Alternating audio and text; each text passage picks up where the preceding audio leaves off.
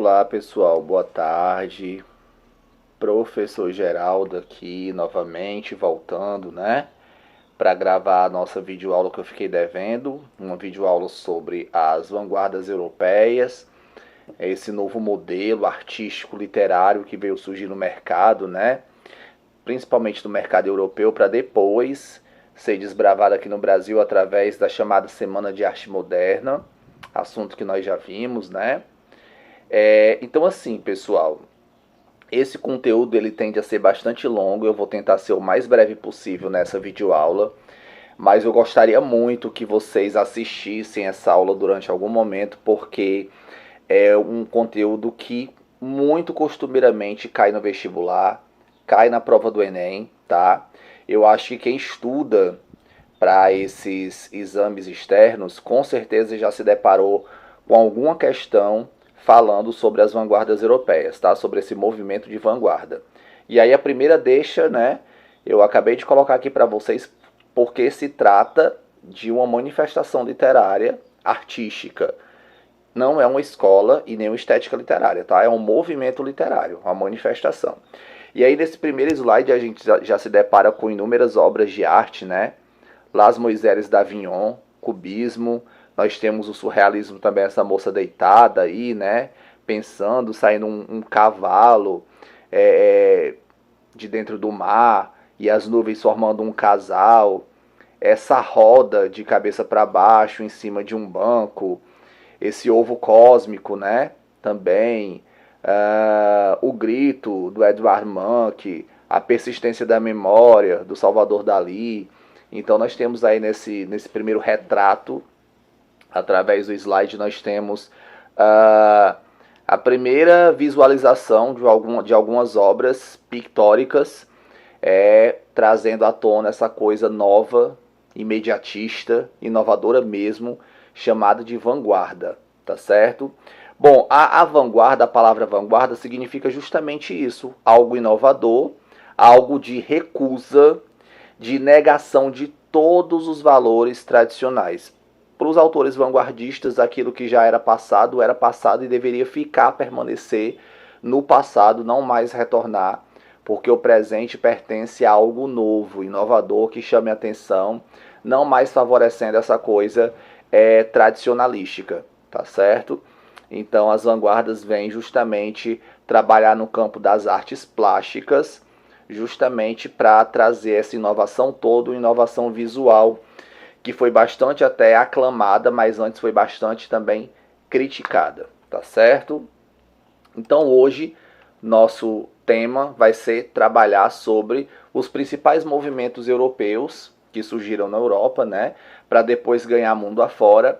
Então a gente vai trabalhar as principais manifestações artísticas que foram extremamente fundamentais para o desenvolvimento do modernismo aqui no Brasil, que é outro assunto que você deve ficar de olho, porque é terminantemente obrigatório cair questões falando sobre o modernismo brasileiro em suas 3 gerações, tá? Mas antes disso, e não menos importante, a gente vai trabalhar de modo bem afetuoso essa questão dos principais movimentos vanguardistas, ok? E aí nós temos que as vanguardas elas surgiram no início do século XX, atravessando a Primeira Guerra Mundial e finda com o início da Segunda Guerra Mundial, momento em que as produções artísticas cessam diante do terror nazista. Então você percebe, que o nazismo ele também já não é só a historicidade do nazismo que fazia com que as coisas deixassem de acontecer devido à gravidade do que estava acontecendo durante a guerra, mas absolutamente tudo. E a literatura ela não ficou isenta também de participar sobre essa questão do nazismo, e respingou muita coisa na literatura, nas artes plásticas principalmente, né? Mas é interessante colocar que todo esse turbilhão de coisa acontecia também enquanto estava acontecendo o movimento de vanguarda. Então os movimentos vanguardistas principais são futurismo, expressionismo, cubismo, dadaísmo e surrealismo, tá certo? Todos eles a gente vai trabalhar de modo bastante afetuoso, porque é um momento de grandes inovações, além desses turbilhões, grandes novidades, certo? A era tecnológica também eu coloquei, eu não me recordo de ter colocado aí nessa questão desse primeiro slide, né? Mas é uma era tecnológica muito grande, a invenção do automóvel, a questão da energia elétrica, então tudo isso é muito importante para a gente chegar à conclusão acerca do que foi de fato esse movimento de vanguarda, tá? Pronto, eu sabia que eu tinha colocado, só não foi no slide anterior, foi nesse. As vanguardas europeias, elas surgem com inúmeras transformações tecnológicas na virada do século, né? Na virada do século XIX para o século XX. Então surge o automóvel, o avião, o cinema, certo? Que vai justamente acelerar essa questão moderna para o homem. As novas maneiras de um homem perceber a realidade, e em meio a essas transformações surgem várias manifestações artísticas que justamente a gente vai fazer jus nessa aula de hoje. Tá ok? Bom, um momento histórico, já falei para vocês, nós já trabalhamos em sala de aula a questão da Belle Époque, né?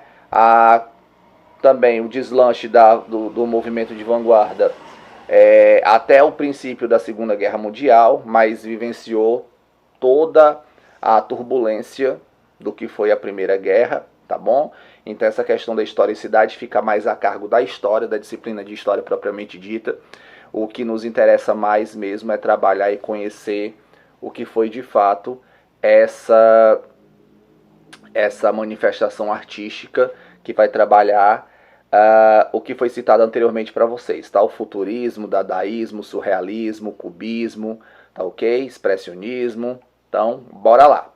Por falar em expressionismo, é a nossa primeira manifestação literária, certo? Que vai trabalhar muito envolto dessa questão, surgiu em 1910, é uma manifestação surgida na Alemanha, onde a maior das preocupações foi a forma em expressar as manifestações do mundo interior. Você percebe que a nomenclatura da manifestação, ela diz muita coisa em relação ao que de fato pretendia aquele manifesto, tá? Aquela manifestação que, no caso, trabalhava muito em volta dessa questão de expressar o que estava acontecendo lá em 1910, né, naquela época, no mundo interior. Então, poucos se importavam com os conceitos de belo e feio, então isso fica muito a cargo do espectador, do visualizador daquela obra de arte. Então, se a obra de arte ela é feia, é bonita, tanto faz. O importante é que ela foi feita e o importante é que o artista também colocou a sua expressão, o seu sentimento em relação àquela manifestação, tá certo? Valorizavam bastante as composições abstratas e as imagens distorcidas. Então não tinha aquele zelo, aquela maneira de fazer, de fato, da melhor maneira possível, com a melhor visualização possível, determinada obra de arte, tá? O importante mesmo era a expressão e não, de fato, a leitura que eu ia fazer, tá ok? Então, se aproximando bastante da questão da caricatura, certo? E desenvolveu-se bastante na pintura, onde os principais representantes do movimento foram os pintores assim magníficos, que com certeza vocês já ouviram falar, né? Vincent van Gogh, Paul Cézanne, Gauguin e o Edvard Munch. 4 pintores assim excepcionais. Cada obra de arte que eles elaboraram vale uma verdadeira fortuna e deixaram um legado muito bacana para o mundo das artes plásticas, tá certo? Então, os precursores, no caso, os mais importantes foram Van Gogh, o Cézanne e o Gauguin. As características principais da escola do movimento expressionista: preocupava-se bastante com as manifestações do mundo interior e uma forma de expressá-las, e a expressão, que no caso seria a materialização numa tela ou em uma folha de papel de imagens nascidas do mundo interior. Aquela vontade de se fazer nascer determinada coisa, determinado sentimento, determinada vontade, mesmo trazendo uma certa dificuldade no meu processo de leitura e compreensão daquela imagem. Os autores, os pintores não se preocupavam com isso, tá? E no caso, no campo literário, a linguagem ela é bastante fragmentada na manifestação expressionista.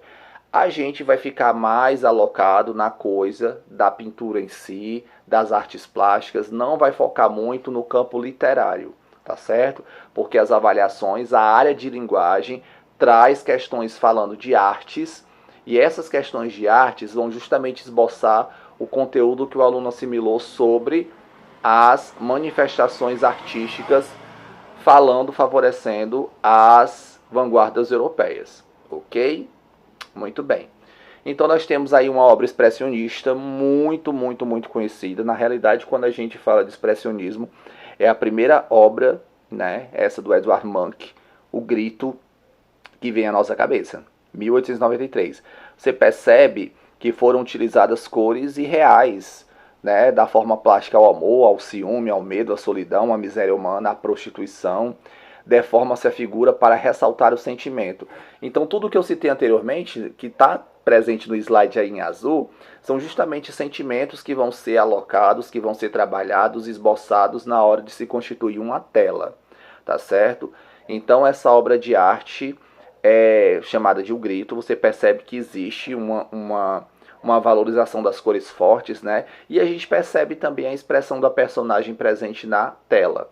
Nós temos duas pessoas lá ao fundo caminhando, né, se aproximando desse, enfim, que não se parece com o ser humano, dessa personagem, certo? E as cores muito distorcidas, umas cores fortes também, tudo isso muito marca, muito presente da tendência da manifestação expressionista de vanguarda, ok? Acredito eu que ficou tudo claro acerca do expressionismo, não há muita dificuldade, certo? E agora a gente vai falar um pouquinho sobre o cubismo. O cubismo, ele é uma manifestação muito fácil também de se compreender, certo? Devido a uma característica própria, que já eu cito para vocês.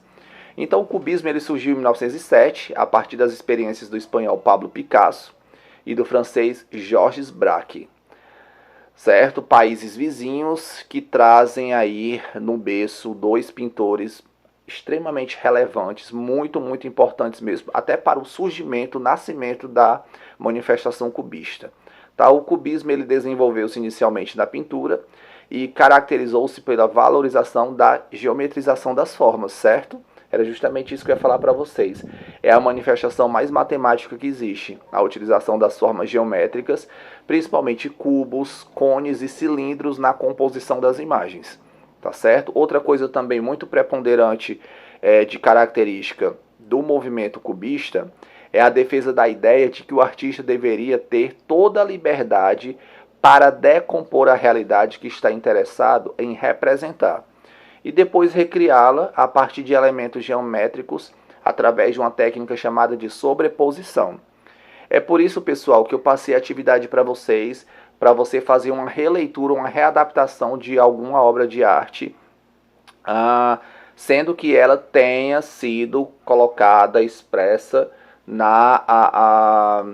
em alguma manifestação artística, tá ok? De vanguarda, beleza? E o cubismo, claro, logicamente, já foi até representado por alguns de vocês. Eu agradeço enormemente vocês me mandaram algumas fotos. Vocês estão fazendo releituras assim belíssimas, magníficas e entenderam a proposta da atividade, né? E isso me deixa muito contente. A obra principal, quando a gente pensa em manifestação cubista, é essa: Les Moisés d'Avignon, pintada em 1907 por Pablo Picasso. É a arte de uma mentira que nos faz perceber a verdade, de acordo com Picasso, né? Então a gente percebe a geometrização de fato das formas, né? Existe duas máscaras presentes aí durante a imagem. Uma das moças ela é colocada de perfil, certo? Nós temos umas frutas também, idealizando essa questão da geometrização das formas no centro da pintura. Então nós temos aí alguns movimentos expressos pelas moças, né, pelas demoiselles, tá ok? Então essa manifestação traz muito isso, a ideia de movimento, a ideia de se trabalhar com essa geometrização das formas, que é muito aparente, muito presente nessa imagem que a gente está vendo. Lembrando, pessoal, que o cubismo ele começou na França, ele se procedeu na França em 1907, certo? Vai trabalhar muito a questão também do ilogismo, de uma linguagem meio que caótica, certo? Vai trabalhar muito envolto a questão do tempo presente. E é interessante também, uma característica bastante imponente que aparece agregado a essas características do cubismo, a questão do humor e da ironia. a gente percebe bastante, tá certo? E eu falei basicamente todas as características agora, né? Na literatura há uma fragmentação da realidade, uma mistura de assuntos, espaços e tempos diferentes. O logismo, questão da lógica, né? O humor, uma linguagem nominal, o uso das formas geométricas.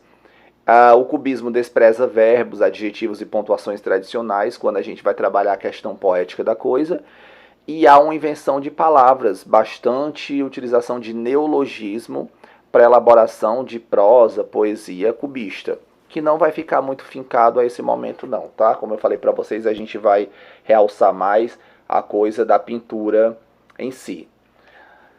Como eu falei para vocês, o berço foi a França, surgiu em 1907 e a proposta era justamente a supressão do sentimentalismo, piegas e da dor, nada de lamentos, não só acentua o caráter de destruição, mas acrescenta também construção, a abolição da cópia na arte, e o interesse era a mudança de planos, de perspectivas, da composição geométrica dos objetos.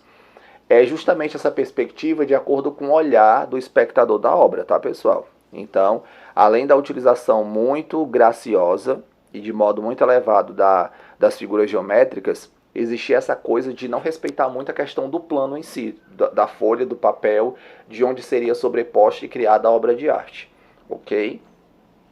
Então, cada um de nós temos uma percepção. Tem obra de arte que arranca lágrimas da gente porque a gente fica bastante emocionado, apela muito para o lado sentimental, mas tem outras pessoas que não são porque são pessoas secas de sentimentalismo. É porque naquele momento ela não se sentiu atraída o suficiente pela obra ou não conseguiu se remeter demais de modo sentimental àquela obra de arte. Então cada um de nós temos uma visão, uma percepção diferenciada sobre essa questão de analisar, de ver e de ficar diante de uma obra de arte. Cada um de nós é bastante relativo à questão do que vai sentir diante de uma obra de arte, né? O nosso sentimento ele é muito subjetivo.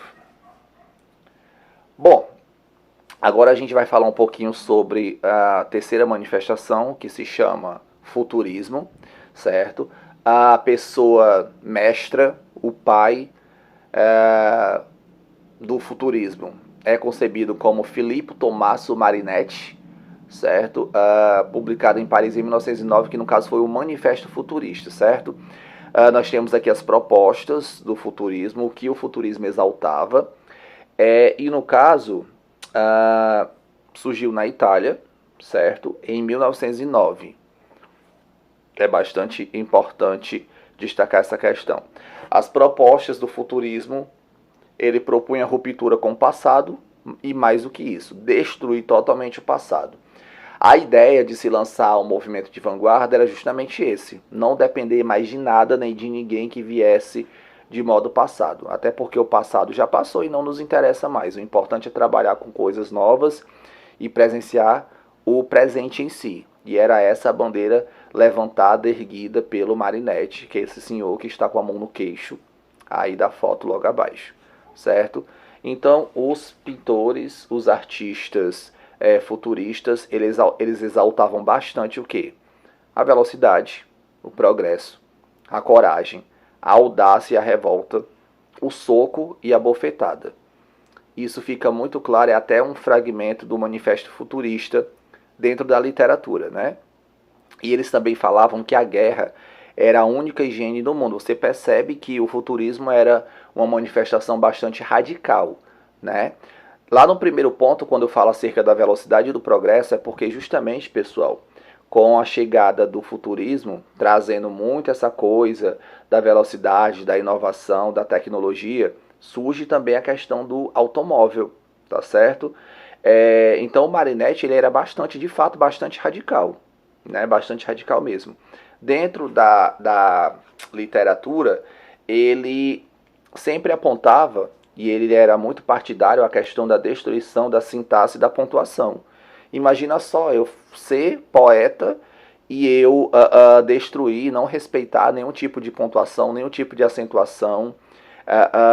Fica bastante, né, audaciosa a proposta e bastante inclaro o poema em si. né? Fica bastante mais subjetivo ainda. Enfim, uma ideia mesmo assim de louco defender essa questão de não respeitar a sintaxe e a pontuação, né? Coisas pertencentes à gramática de suma importância para fazer nos entender, de fato, dentro do processo de dedução do texto. Né? E ele também pregava a demolição de bibliotecas e museus, além de combater o moralismo, o feminismo e todas as covardias oportunistas e utilitárias. Bastante radical, Filippo Tommaso Marinetti, o pai do futurismo. E aí nós temos as características que já foram colocadas, né? O último ponto vai até falar sobre essa questão da destruição da sintaxe, da ortografia. Nós temos aí uma imagem futurista, onde vai trazer uma imagem do Umberto Boccioni, onde vai trazer justamente essa questão, se a gente for analisar de perto a obra de arte, a ideia de movimento. Nós temos aí uma pessoa no meio, né? Meio que olhando para essa comunidade como se fosse um conglomerado de pessoas, né? Umas vielas, umas ruas, umas casas, todo mundo junto e misturado, bastante movimento entre as pessoas que estão na rua. A gente percebe, pessoal, que a imagem ela não é tridimensional, ela não foi constituída em 3D, mas a ideia do futurismo era justamente dar esse ar de movimento, de movimentação, tá?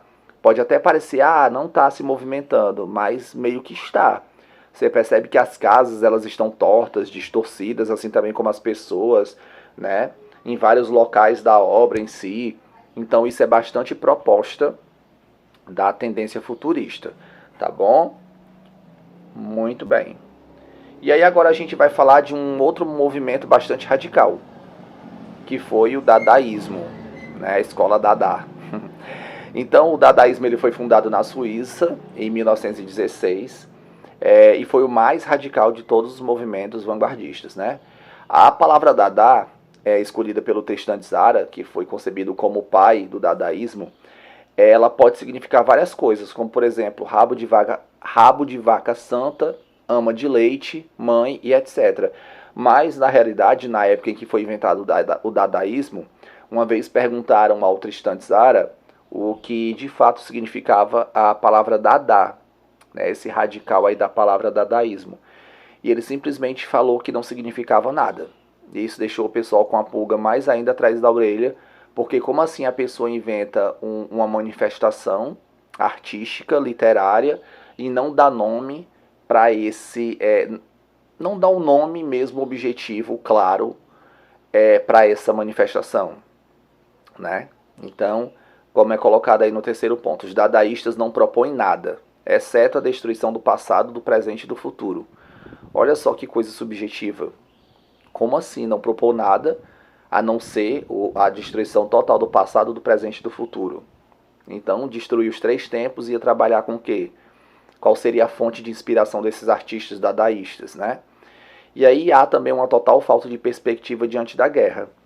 Então, essa questão do dadaísmo, né? Nós temos até um poema que se chama A Receita para se fazer um poema dadaísta. E a gente percebe muito claramente a questão do não respeito e de uma ilógica muito grande sobre a questão de como se constitui uma poesia de cunho dadaísta. Né? Depois a gente pode até fazer a leitura em sala de aula, ou você pode até pesquisar. Eu não coloquei no slide para não ficar tão longo assim, tá? Então, receita de como se fazer um poema dadaísta. E aí você percebe que o não respeito à questão da mistura entre letras alegorizantes e letras minúsculas é bastante claro nesse cartaz que eu coloquei para vocês, tá? Então, nós temos aí basicamente o que eu já falei para vocês, né? Que o Dada não significa nada, se você for pesquisar no dicionário e tal. E aí nós temos uma técnica que foi muito recobrada, muito trabalhada na manifestação dadaísta, que se chama ready-made, que já caiu até como questão mesmo assim de Enem e tal, tá? A técnica do ready-made consiste em transformar em obra de arte objetos do cotidiano. Nós temos aí, né, um mictório masculino, de um banheiro comum e tal, e ele foi intitulado pelo Marcel Duchamp em 1917 como uma fonte. Tá? Ele fez uma releitura para essa obra de arte aí. E essa técnica de você tirar a característica de algo que já existe e remodelar essa coisa, transformar ela em algo artístico, em uma obra de arte, se chama ready-made, tá? Então nós temos aí a fonte intitulada pelo Marcel Duchamp, ok? E é isso, pessoal. Essa é a técnica ready-made, né? Presente na escola, na tendência dadaísta, tá? Então, a prática dessa releitura, essa técnica de releitura, dá a um objeto uma funcionalidade diferente da sua de origem, é o que nós concebemos como técnica ready-made presente na vanguarda dadaísta, ok? Muito bem, agora a gente vai falar um pouquinho, né? Como eu falei para vocês, o dadaísmo ele começou a ser posto em prática, ele nasceu em 1916, certo? Foi a tendência mais radical, mais rebelde, certo? E simplesmente o Dada, a palavra Dada, o radical da palavra, não significava nada, certo?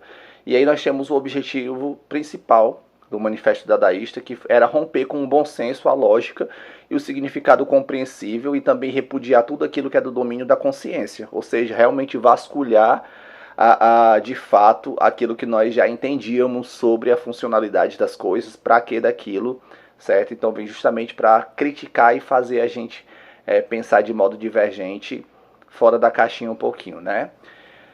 O mais radical dos movimentos de vanguarda procura a anti-arte e a anti-literatura, algo diferente de tudo que já tivesse sido feito até então. Muito bem. Agora a gente vai falar um pouquinho acerca da manifestação surrealista, tá? Que se originou em 1924 e que tem duas linhas de atuação, né? No caso, as experiências criadoras automáticas e o imaginário extraído do sonho, buscando liberar o artista dos limites da razão, analisar o inconsciente, o subconsciente e as instâncias também da personalidade, né? O id, o ego e o superego. E aí nós temos alguns nomes estritamente importantes em relação à manifestação surrealista, né? André Breton, Salvador Dalí e Juan Miró. São três expoentes da vanguarda surrealista. Então, o Manifesto Surrealista foi lançado em Paris em 1924 por André Breton, um ex-participante do dadaísmo, que rompeu com o Tristan Tzara, que foi o prepulsor do Manifesto Dada. A arte do sonho, do subconsciente, da não-razão, da influência freudiana. E aí, de fato, nós temos aí três nomes que brincaram muito, produziram muito em cima daquilo que beberam muito da fonte, que foi o estudo feito pelos lançamentos do Freud dentro da sua psicologia, tá? Muito bem. Nós temos aí uma obra muito pertencente, muito proximal, com todas as características assim próprias da manifestação surrealista, né? A questão das cores, a questão do ilogismo.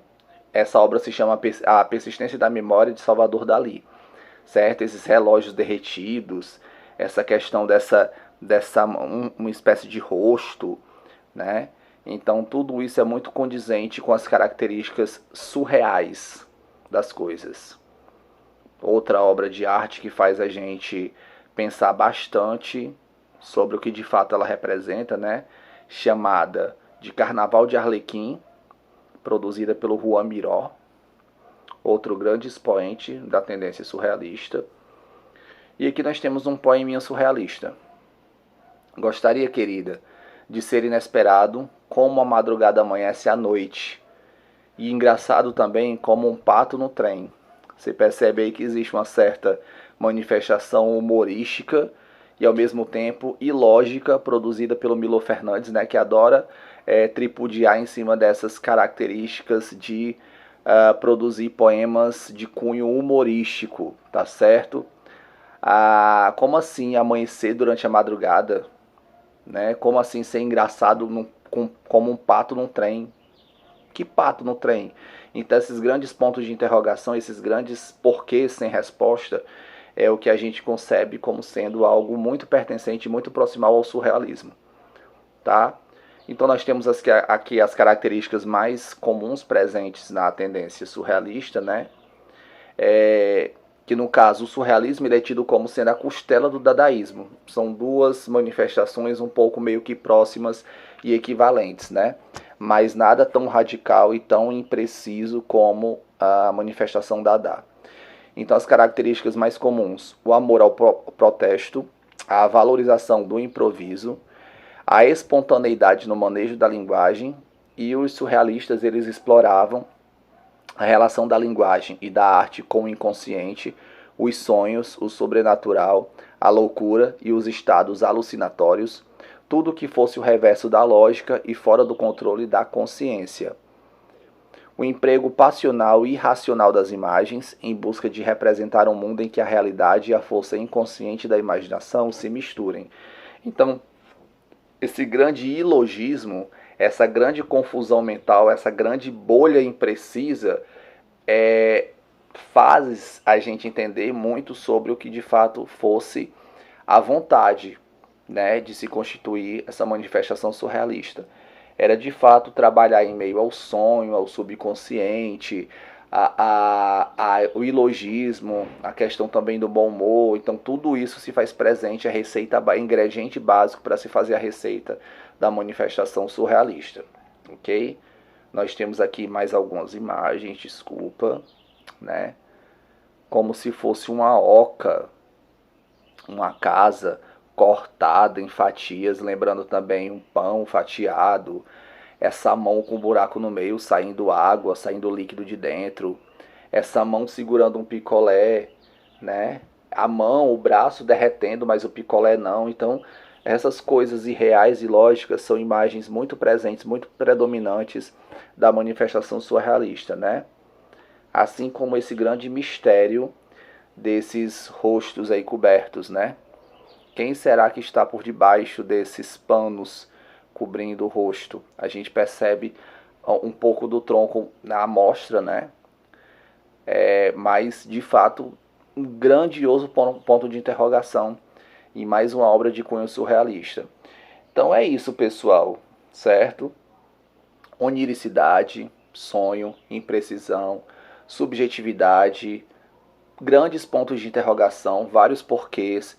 Tudo isso é manifestação clara da tendência surrealista dentro das vanguardas europeias, ok? Tudo isso utilizando o arcabouço deixado pelo Sigmund Freud no campo da psicanálise, né, da psicologia. Então, pessoal, é isso. Eu acho que diante daquilo também que já foi exposto para vocês durante a resolução das questões do aulão do Enem Mix, essa aula ela é de grande valia para vocês. Eu espero que vocês a assistam até o final, porque acredito eu que eu esbocei todas as características mais imponentes, mais importantes da manifestação de vanguarda, né? E é isso, pessoal, tá ok? Eu vou deixar para falar para vocês em sala de aula sobre o impressionismo e o fauvismo. Eu pedi a vocês que pesquisassem, mas para a gente não partir do zero, para a gente ir a partir de algo conhecido. Então, para o vídeo não ficar extremamente longo e cansativo, a gente vai recobrar esse assunto nas nossas aulas de literatura, mas no nosso retorno, tá bom? Na próxima aula, que eu gostaria muito que não fosse gravada, eu gostaria muito que já fosse em sala de aula mesmo, mas eu acho que não será possível. A gente vai falar sobre os primeiros aspectos, os primeiros caracteres da primeira geração moderna aqui no Brasil, tá? O modernismo, como se deu a procedência do modernismo aqui no Brasil em sua primeira geração, tá ok? É isso, pessoal, espero que vocês tenham gostado da aula, espero que eu tenha sido claro, objetivo. Não fui tão sintético assim, porque de fato a gente teve que falar de 5, iríamos falar das 7, mas para não ficar tão longo, tão cansativo, falamos das 5 manifestações de vanguarda mais importantes.